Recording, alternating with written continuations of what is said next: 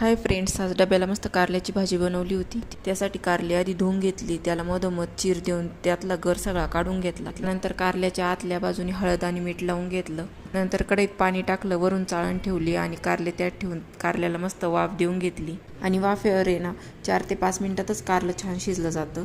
त्यानंतर आलं, लसूण, खोबरं, मिरची आणि कोथिंबीर चांगले तव्यावर भाजून त्याचं छान वाटण तयार करून घ्यायचं. त्यात हळद, हिंग, धने पावडर आणि गरम मसाला टाकून चांगलं मिक्स करायचं. चवीनुसार मीठ पण टाकून घ्यायचं, मीठ टाकायला विसरायचं नाही. छान मिक्स करून झाल्यावर कारले घ्यायचे, त्याच्यात तयार मिश्रण भरून घ्यायचं. आणि ही कारल्याची भाजी ना अगदी कमी तेलात होती पटकन. तवा गरम करायला ठेवायचा, त्याच्यावर थोडंसं तेल टाकायचं आणि मग त्यावर भरलेली कारली ठेवून घ्यायची. वरून झाकण ठेवून छान वाफ काढून घ्यायची.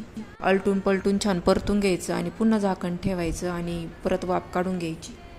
गॅसची फ्लेम कमी ठेवायची, म्हणजे कारल्याच्या आतला मसाला छान शिजला जातो आणि डागत बिगत नाही कारलं कुठं. आणि हे बघा, कारल्याची भाजी इथे तयार झाली आहे. त्यानंतर मी इथेच त्याला तव्यावर मधोमध कट देऊन घेतला, कारण मला ही भाजी डब्याला द्यायची होती. तुम्हाला ही रेसिपी आवडली असेल तर नक्की लाईक करा. इथे डबा भरून दिला आणि नंतर मी पण मस्त जेवायला घेतलं. बाय.